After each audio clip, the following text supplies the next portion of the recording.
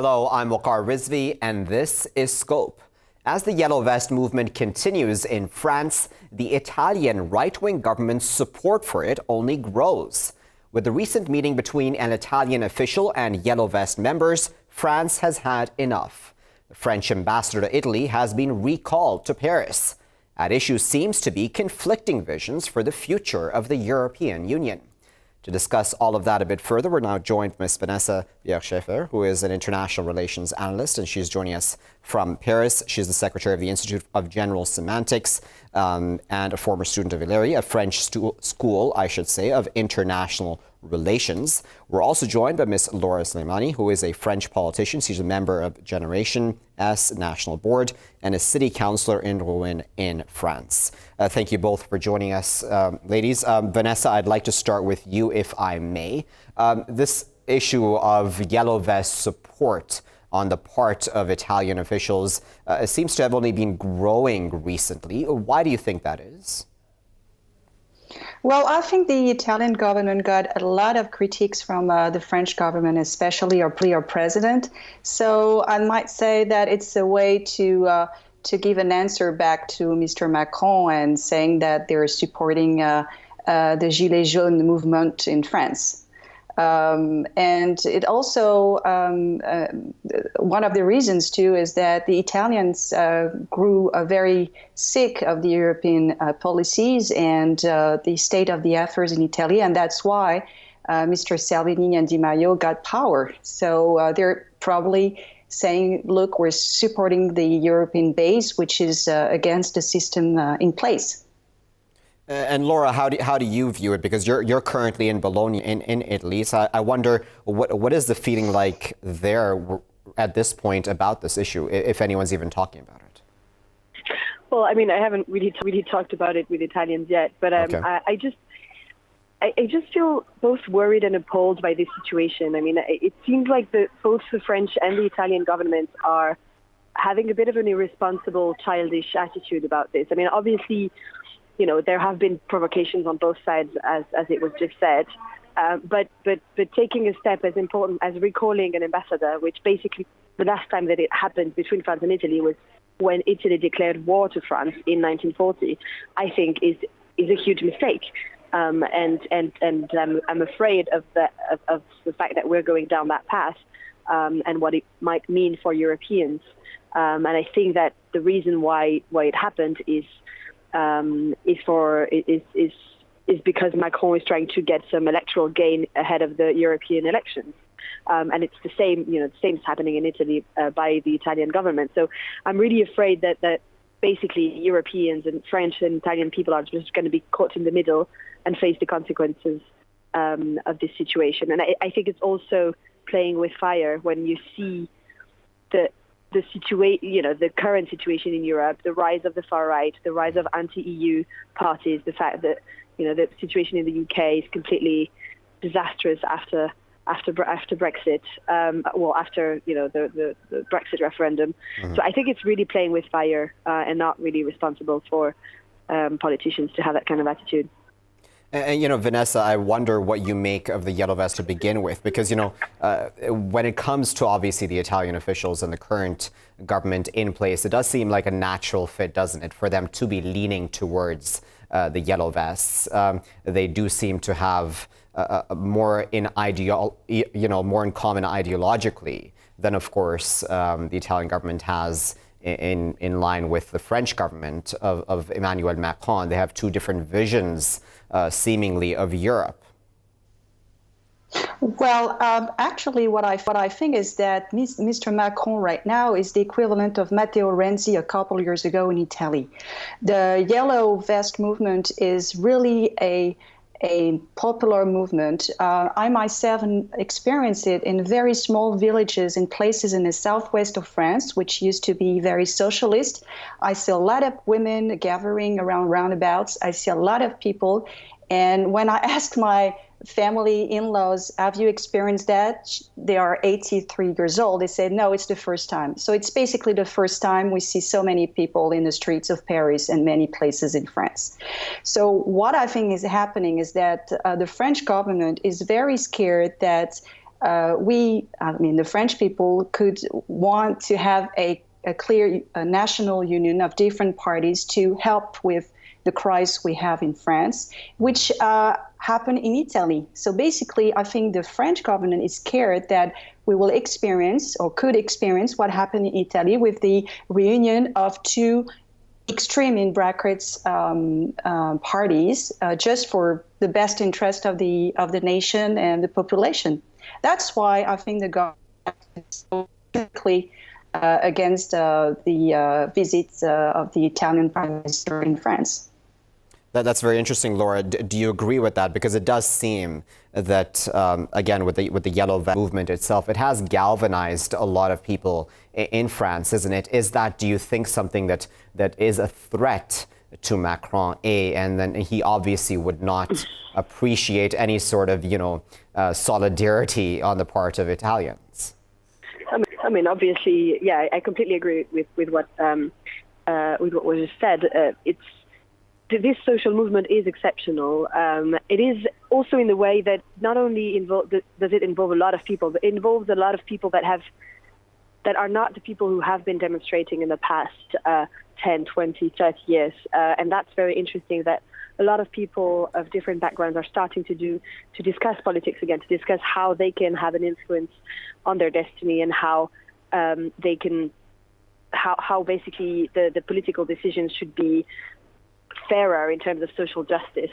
And this is a debate that hadn't happened in France for a long time. So I think that's very interesting. And indeed, the Italian government is trying to connect with the Yellow Vests because they feel like they could, well, yes, they feel that they have a bit of they try to bring similar answers. Although I do think that the difference is the Yellow Vest movement doesn't focus on the question of immigration, and I think that the far right in France is trying to take advantage of it, but in the end it's much more complex than that, and there are a different variety of political opinions there. What I wanted to say also is that the French government's attitude is, and it is also, it's funny because there is a bit of a parallel between the attitude of the government towards the people in the Yellow Vest movement and the Italian government, which is basically condescendence, arrogance. And I think Macron is hated for this arrogance that he constantly has for people who are of disadvantaged backgrounds, for for the Yellow Vest movement as well, in the way that he speaks about them, and generally a few phrases that he's had since he's been in power that has shown his contempt for people who are of disadvantaged backgrounds, basically. And I think that, in a way, the attitude of the French government towards the Italian government is also very arrogant, in the sense that it's not recognizing that this government was elected democratically. Whatever you think of it politically, this government was elected democratically, and in the end, they have the right to get involved in the political debate and to have an opinion about what's happening in France.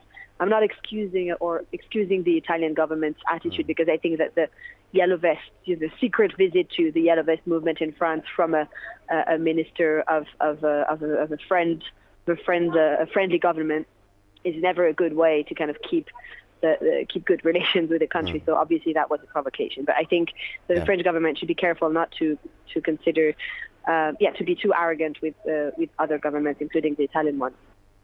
Do you agree with that, Vanessa? Do you think that genuinely that Macron has been arrogant? Because that is something that from day one of the Yellow Vest protests, when they first erupted, it did strike one a bit. Eventually, obviously, Macron has now gone across the country for this national debate, which he started in order to try to appease many of the people who have taken part in these protests. But do you think that the initial reaction to it was one of arrogance? And do you think that sort of still continues, as Laura there was saying? Well, I think one of the problems of Macron is that he had no previous local experience in politics. He started as a high official within the government, and he has no experience in terms of going to the local markets, discussing with people, managing a city. And it's not its fault. I mean, it's been a trend with the crisis. The backers wanted people who were more like technocrats and people aware of all the big topics regarding finances and economics. But the problem is that he has no experience with dealing with the population on a daily basis. Is young, and in that sense, I feel that maybe the responsibilities that he has are very, very heavy, and he wasn't aware of the gigantic movement that was starting in September and October. So basically, is reacting nervously, and the government is reacting nervously. And at the same time, I think they're using very easy tools to make believe that they're strong and they're in control of the situation. Maybe it was a mistake for the Italian Prime Minister to go in France and meet with the Yellow Vest people. But at the same time, revoking the French ambassador in Italy just makes huge publicity around this event and for the Prime Minister in Italy. So you see, it's a double edge, and it's also a double talk. And I think many people are playing with fire because people are suffering, the population is suffering, and they're playing very, very fragile politics with this kind of games. Okay, I'm just going to go for a very short break, our first break for this segment. We'll be back, of course, viewers, discussing this issue between, obviously, the Yellow Vest movement and the gap it may have opened between the French and Italian governments, but also what this all means for Europe, the European Union going forward. Stay with us for that. Thank you for staying with us, viewers, here in The Scope as we continue to discuss the Yellow Vest movements, the gap that has opened up between the Italian and French governments. We are still joined by Vanessa and Laura, and I'm going to add another voice to this conversation now. We're joined now by Emmanuel Dupuy, who is the president of the Institute for European Perspective and Security, the IPSC. He's presently in Marrakesh in Morocco. Emmanuel, thanks for joining us here in The Scope. Hello. Emmanuel, what do you make of the Italian government, the current Italian government's grievances towards Emmanuel Macron and leaders like Macron, who represent a kind of Europe that, according to them, really seems to be dying out, the kinds of fiscal policies that they talk about, et cetera, et cetera. Is this all a threat to that sort of Europe? Well, Emmanuel Macron is definitely the best enemy that both Salvini, Giuseppe Conte and Di Maio could hope for. He is standing for a Europe which they detest and execute, a Europe made of values that we stand for we've been standing for since the beginning of Europe. The Italians and the French are litigating not only on Europe, they're litigating on a certain number of posture in regard to democracy. Emmanuel Macron has advocated that the European campaign in May will be focused on two visions of Europe. A vision of Europe which is open, let's say this is the words he's using, open-minded, humanist, and calling for better and more integrated cooperation amongst European countries.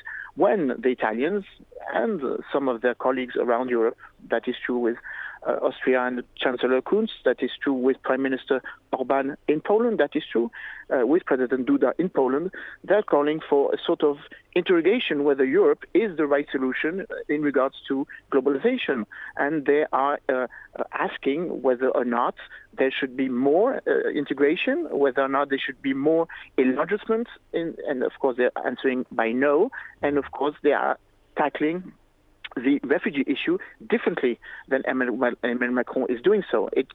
Thus, it was normal that France and the Italian new leadership, of course, the one which came out of the coalition in May, was due to litigate because they are not agreeing on the Libyan crisis. That's right. One of the reasons why there's been a lot of difficult moments between the two countries. And of course, all of the focalization is about the migrant crisis. All right, so Laura, I wonder what you make then of this complaint on the part of the Italian government that, listen, as much as France lectures Italy, and this is, of course, I'm paraphrasing their words, but as much as France lectures Italy about, taking in the migrants and, respecting their rights, et cetera, that in fact it is France that is not doing enough to take in migrants who cross the Mediterranean from Africa. Is that a legitimate complaint, do you think, Laura? Completely. I mean, don't get me wrong. I think the Italians, the Italian government's position on migrants is outrageous. I am in Italy, and I was visiting just a few days ago projects that used to integrate or allow migrants to integrate through language courses, through professional training, etc. All of this has stopped from one day to another because of this government's decision, because of the Italian government's decision.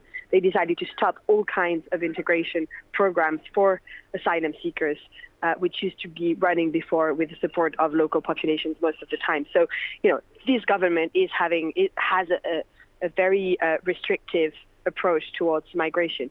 That said, I think that the French government is in no position to give any lessons to the Italian government regarding welcoming migrants. We are not doing enough in France. We're not treating asylum seekers the way they should. We are sending loads of them back to Italy because of the Dublin regulation, which allows us to do that when we should actually allow them to integrate in the French society. So, and we didn't even accept for the SOS Mediterranean boats that was blocked outside in the Mediterranean by the Italian government to set foot, to basically a coast on the French coast. So I think we are in no position of giving any lessons. And this is why, Macron's position is actually very ambiguous, because he's trying to portray himself as an open politician and as providing an open, or as putting forward an open Europe and a humanist Europe. But at the end of the day, his policies regarding migrants are not open at all. They're very restrictive, and the legislation is becoming stricter and stricter regarding migrants and asylum seekers in France as well. So. Yeah. Vanessa, what do you make of that? You're in Paris itself. Do you believe that the French government realizes its hypocrisy in this regard? Oh, well, no, I disagree totally. I think Macron stated plainly that he was in favor of immigration, like Sarkozy did in his times. And they're complaining against Italy because Italy is saying enough is enough. Since the Libya crisis, floods of immigrants coming in and from north of Africa with the help of NGOs that have no legitimacy for doing that. And we're swamped with people who need care, who need education, who needs a lot of assistance, which is normal because they're immigrants and they're not in their countries. But saying that Macron is against immigration is it's a big joke. I'd say. And I think the French left and the French right are both responsible for the state of crisis we're in, because one thing for sure is as long as we keep on discussing immigration, we're not discussing the other topics, which is the financial crisis, the euro that is too high for both countries, for Italy and France, and the fact that most Italian banks are bankrupt and we're in a system that is failing from day to day. So we basically need an emergency policy to redress and square our financial system. That's also the reason why France and Germany decided to draft a common treaty, Aix-la-Chapelle, recently, because they're feeling that the other countries are leaving the Eurozone, especially Italy, and so they're trying to find a backup plan in case Italy leaves the Euro. Emmanuel, what do you think of this debate on immigration? Because, again, the Italians seem to have seemingly at least a legitimate complaint against France in that regard. Well, what I make of it is that there's a core difference between asylum seekers and refugees and migrants. In volume, France is just behind Italy. Italy has greeted 146,000 asylum seekers last year. France has greeted 120. Therefore, I'm clearly making a difference of beneficiary of asylum and, of course, migrants. What is true is that in volume, France is important, but in regard to its population, it is doing and I agree with the two speakers before, not sufficiently, and maybe that could be sort of a positive or a logical complaint from Italy. Now, I think the question of migrants is hiding another position. The issue of migration is about how Italy stands in regards to its neighborhood. The question of migration is behind us.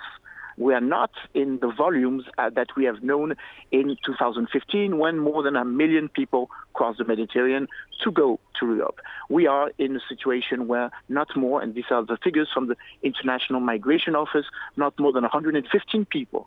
This is too much, of course, but again, 10 times less than what we used to live. And most of it is that the situation is not burdening as it was Italy. Most of the people were crossing the Mediterranean and not crossing anymore Italy, which used to have more than 50,000 among the 115,000 people crossing the Mediterranean, but crossing Spain. So the question is about how France and Italy are litigating about its ownership of leadership. And this is why Italy has used the franc CFA as a motto, as a motive of saying France is not complying with the liberty of the people, of the African people, and this should be addressed both in the United Nations and European Union. This is why Italy is litigating about Libya, saying that there is a core responsibility in France, updating 2011. The Minister of Defense, Trenta, said that France was directly responsible of the chaos both in Sahel and in Libya. So this government, I should add, is not. One must assess that all of the political leaders inside this government are not on the same tone. Of course, there is a difference between the Five-Star Movement and the League. There is a difference with the technicians. I do think that the Minister of Foreign Affairs, Moavero, does not have the same position as the Minister of Interior, Salvini, or the Minister of External Commerce, Di Maio. So this has to be taken in consideration. There is also a sort of domestic game which is used, and of course France is an obvious target because Emmanuel Macron is maybe too cynically or maybe too caricaturally pointing out that he is the true and only leader of sort of visionary of Europe, and this is why, of course, we have had this Aix-la-Chapelle Treaty. But again, last point, we must assess the fact that France is focusing a lot on its repositioning in the Mediterranean agenda. We will be celebrating this year in July the 10th anniversary of Union for the Mediterranean. We'll be organizing a very important conference in Marseille in June, and therefore we have clearly said that we wanted to be a big partner and a big player in that area. And of course, this may occur and may provocate some difficult cooperation with Italy, as Italy is thinking the same way in regards to Libya. And even in Africa, Prime Minister Giuseppe Conte was a few weeks ago in Niger, and he said that he also would send troops, as the French have been doing so during the last 4 years. Very well. We're going to leave the final word, but of course, we do appreciate all of our guests and the insight and analysis they brought to this discussion. We thank Emmanuel, Laura, and Vanessa. Let me thank them all individually as well. Emmanuel Dupuy, President of the Institute for European Perspective and Security, IPSC, who is speaking to us from Marrakech in Morocco. We're also joined by Laura Slimani, French politician, speaking to us from Bologna in Italy. She's a member of the Generation S National Board and City Council in Rouen in France. We're also joined by Ms. Vanessa Biard-Schaeffer, international relations analyst, speaking to us from the French capital, secretary of the Institute of General Semantics, based in Paris, as I said, former student of Valéry, of French School of International Relations, as well. She was speaking to us there from Skype.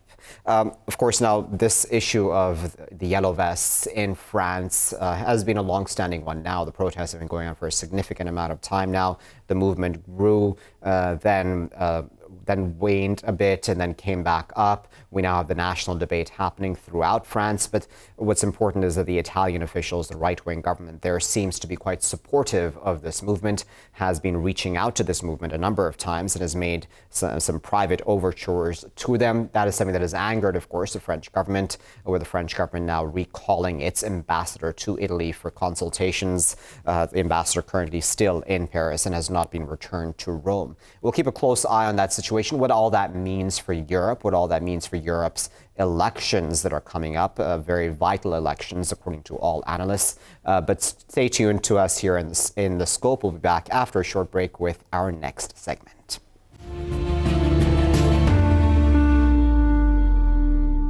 Thank you for staying with us, viewers, here in The Scope with me, Waqar Rizvi. In this segment, we're going to discuss Venezuela's self-declared leader, Juan Guaido, who has said he cannot rule out possible U.S. intervention to provide aid to long-suffering Venezuelans. Nicolas Maduro, still president, has rejected what he's called fake aid, while insisting he is still the only legitimate leader of the country. As the stalemate continues, the military's top brass remains loyal to Maduro. To discuss that a bit further, we're joined now by Victor Mijares, who is a political scientist, joining us from Bogota. He's assistant professor of political science at Los Andes University. We're also joined by Paul Antonopoulos, who is writer at Fort Rush News, and he's joining us from Leeds in the UK. He has a master's in international relations from Western Sydney University. Thank you both for joining us. Victor, I'd like to start with you, if I may, and I wanted to put this, that statement that Guaido has made about not ruling out U.S. intervention. Is that something, do you think, that's a helpful statement to make at this point in time?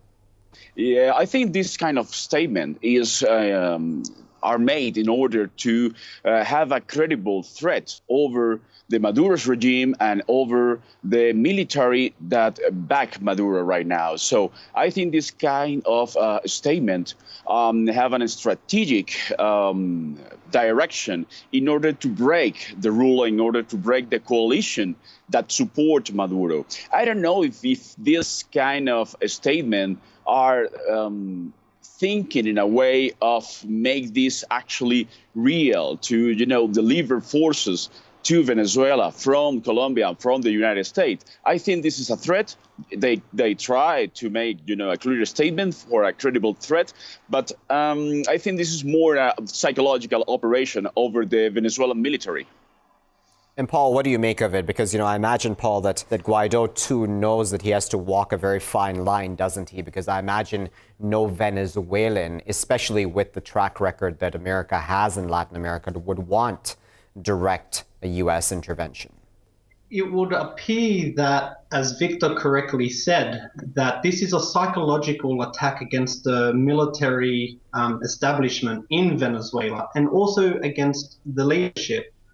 I would say that it could have a very potential realization if we consider even more recent events, not just in Latin America, but even across to the Middle East, where we see what's been happening in Syria and Iraq. And it just appears that a lot of the early rhetoric that we saw before the Syrian war is being repeated in Venezuela. So we've got these sanctions that are coming about. We've got threats of military invasion. We've got open discussions between America and elements of the Venezuelan military trying to persuade them to go against the Maduro government. So it's definitely having a strong psychological effect. However, it remains to be seen whether it will come to realization and whether anyone will, or whether there'll be major defections from the Venezuelan military. So it all remains to be seen so far. Right. And Victor, in the middle of this entire crisis are the Venezuelan people themselves. And, the numbers, as Victor, are quite drastic as far as, the lack of medicines in the country, the lack of food in the country, etc. What is your opinion then, Victor, about why Nicolas Maduro is not allowing in U.S. aid? Well, there are at least two conditions for this. First one is not to show that the project he leads and he aired from Hugo Chavez is now in a broke. Is now completely. It's a complete disaster for the Venezuelan population. So this is the first idea he has in mind. But he's also bearing in mind the idea that actually the United States, Colombia, Brazil, and all the allies against his regime, they are trying to test the resistance, test the loyalty of military. If some military open the borders and this U.S. aid, Colombian aid, enters to Venezuela, that could be, a very strong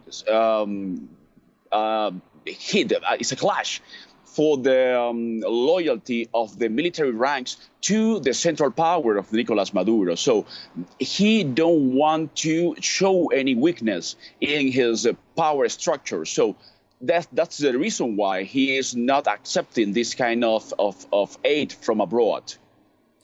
Paul, I mean, from a distance at least, when you're looking at the situation, Paul, it's hard to imagine why, if Nicolas Maduro says he's the legitimate leader, why would he not take aid for his own people? Because certainly, obviously, he's well aware of the economic impact this has had on them vis-a-vis medicines, food, etc. Great, that's an excellent question, and there are three key points to this. The one is, why should the Venezuelan authorities accept aid from countries or a country that is threatening to invade? That's a very straightforward, simple answer. But let's go a little bit deeper. The second reason, the first one is there are sanctions against the government, recent sanctions where the own US estimates are that it will affect the Venezuelan economy up to $18 billion US. So if you're taking $18 billion US out of the Venezuelan economy and offering them a paltry few $1 million in aid, well, it doesn't really balance, does it? And the third reason I would say is that there is a potential Trojan horse with this aid. Now, there is potential, if we reflect back on what happened in Syria and what happened in Libya, is that often humanitarian aid was also a front cover for weapon smuggling. Now, I'm not saying this is happening in Venezuela, but if we can just reflect on the very, very recent history of American humanitarian aid, then the content of the aid definitely needs to be questioned as well. Okay, so Victor, let's talk about a few of the American actions, if we may. Let's talk for a moment about Elliott Abrams, the special U.S. envoy for Venezuela. He was appointed by Donald Trump. And as you know well, Victor, Abrams has a track record in Latin America, especially his history when it comes to El Salvador. Do you think that Elliott Abrams was a good choice by America for an envoy for Venezuela? Actually, let me think more strategically. I think he's a good choice for the proposal they have. And the proposal they have is exactly to break the regime. To break the regime, not only using the force, but threatening with the use of force. In that sense, Mr. Abrams and Mr. Bolton are, little weapons in this situation. They're trying to be credible threats to the regime. So in that sense, most Latin Americans, scholars looking at Venezuela, looking at the region, thinks, as you say, that, well, this guy has a background in invasions, in overthrowing regimes. So I think the message is, we are not willing to negotiate with you, but only in our own conditions. And that's the message they try to deliver. The White House is trying to deliver to Caracas. And I think in this sense, in the sense of a strategic objective, this is a very good idea. What do you make of that, Paul? Do you think Abrams fills that role as Victor there described? It's a very scary proposition. So Trump, before coming to power, his foreign policy was mostly focused on anti-war, pulling America out of conflicts all across the globe. So his platform was to withdraw American involvement across global conflicts. So many of us looking at US foreign policy were very excited with this prospect that finally America will start withdrawing from the Middle East and from various other places across the globe. However, now with the appointment of Mr. Abrams, it appears that all focus is towards realigning American foreign policy towards its so-called backyard.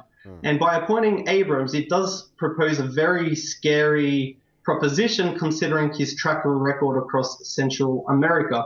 So just like our colleague in Bogota correctly said, it's a very strong psychological warfare against the central authorities in Caracas.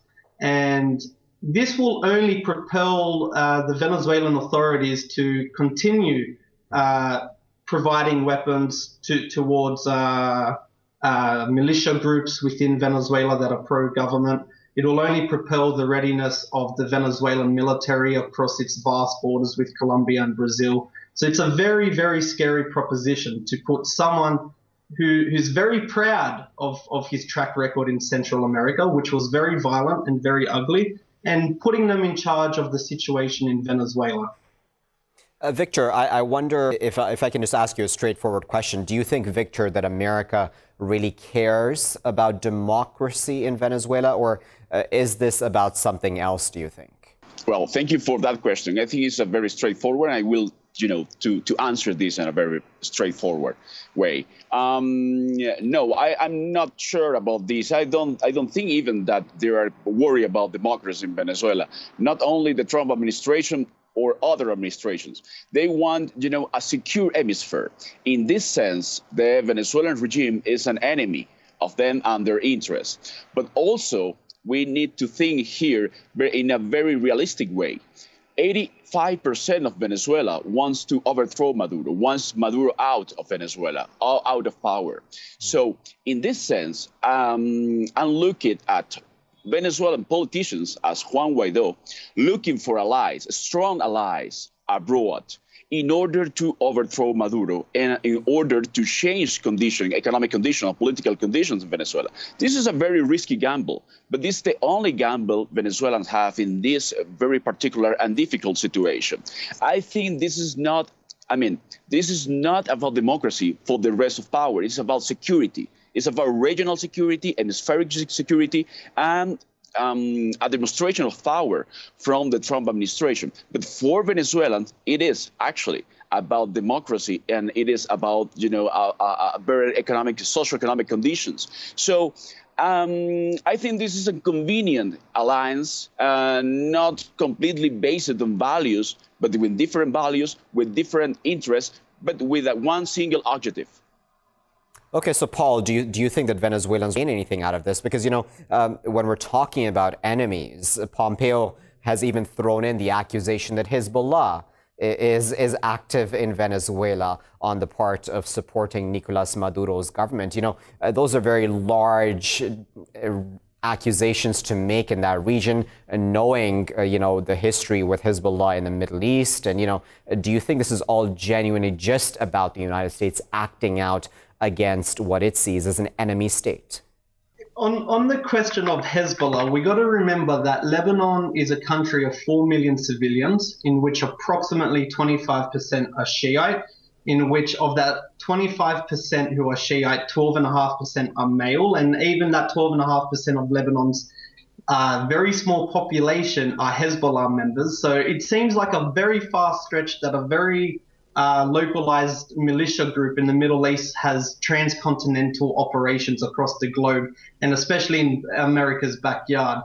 If America was concerned about Hezbollah, rather than a military group that has never attacked American soil, I've got to completely reject this assertion, and rather it's just another illegitimate reason for America to point the finger at Muslims. And this time they're pointing the finger at Muslims in South America. So it's a very pathetic excuse to try and justify an American intervention on the purposes of terrorism.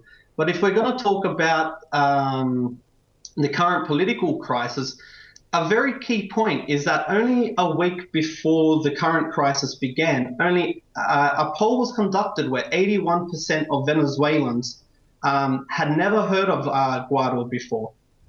So if we're going to talk about democracy, how could we replace the current government with someone who was barely known by Venezuelans before this current crisis? So like I said before, to me, I just see this as a reversal of Trump's anti-war policy, and rather he's got all eyes on Venezuela at the moment. And we also have to remember that it was revealed that Guaido was speaking to figureheads of the Trump administration, including his vice president, literally only days before he went out and declared himself as president of Venezuela. So for me, this is just a complete sham. And what many other people across the world don't realize is that Venezuela has been gripped in a severe economic crisis since 1989. That was a whole 10 years before the Bolivarian Revolution. Whether things have improved or not since then, that's something for a very long debate that I don't think we would have time for now. But another crucial question that we cannot miss as well is the global geopolitical ramifications of Venezuela. And what we see right now is that China and Russia are making huge headway in South America, especially in Venezuela, with China being Venezuela's largest trading partner and Russia signing very recently, in the last few weeks, military deals with Venezuela. So for me, America also sees that there's a huge geopolitical threat in its own backyard coming from the emerging powers of China and Russia. Okay, so Victor, what do you make of those geopolitical implications here? Because, China, Russia, for right now standing very strongly by Nicolas Maduro. So is Iran as well. Uruguay and Mexico have said, let's have some sort of dialogue and mediation in this case. Guaido has rejected that. China has also said that, Venezuelans themselves should decide the future of their country. What do you make of all those implications? In the U.S. national strategy of 2017, there are very specific mention to Venezuela and the relation of Venezuela with China and Russia as a major threat, as a major hemispheric threat for the United States national interest. So there is a position in which the United States feels that the Russian and Chinese presence, economic presence, military presence in the case of Russia, and the military supply from Moscow to Caracas is a threat to them. But also we need to say that those powers are contesting the presence of the United States in Eurasia, the presence and the relation of allies, military troops, military vessels of the United States in Asia and Central and East Europe. So this situation is a major gamble. We are looking only in the case of Venezuela. It's a very focused case in Latin America. This is very, have all the spotlight because this is not common in Latin America. Most of the cases, most of the crises in Latin America are around the relation of the Latin America with the United States and, always within the hemisphere, but not with this extra-regional powers. Hugo Chavez bring all these powers to Latin America in order to balance the power of the United States. Now the situation is critical. It's critical simply because the Chinese had a lot of money invested in Venezuela. Right. They are the greatest creditors of Venezuela, and now the Russians are backing Maduro's. And I'm not sure, how long this backing will endure, but I'm pretty sure that Vladimir Putin is more committed to Nicolas Maduro than the Chinese ranks. Okay. We're going to leave that as our word, gentlemen, but of course we appreciate both of your insights and analysis as provided in this very important segment on Venezuela. That was Victor Mijares, political scientist, speaking to us from Bogota. We're also joined by Mr. Paul Antonopoulos, writer at Fort Ross News, and he was speaking to us from Leeds in the UK. And our viewers, of course, this crisis in Venezuela continues at this point. We did, of course, have that very significant statement by Guaido saying he may not block any U.S. intervention if he feels the need for something like that to go ahead. He, of course, must realize that is playing with fire, considering The Venezuelan people very well know the American track record when it comes to interventions in Latin America in the past. We'll keep a very close eye on that developing situation, the economic situation in the country, of course, getting worse. Aid to be blocked at the borders, aid that America, of course, has sent. Maduro saying his country does not want, quote unquote, fake aid. Well, we'll keep a close eye, as I said, on that situation in Venezuela here in The Scope. But thanks for watching. I've been Waqar Rizvi.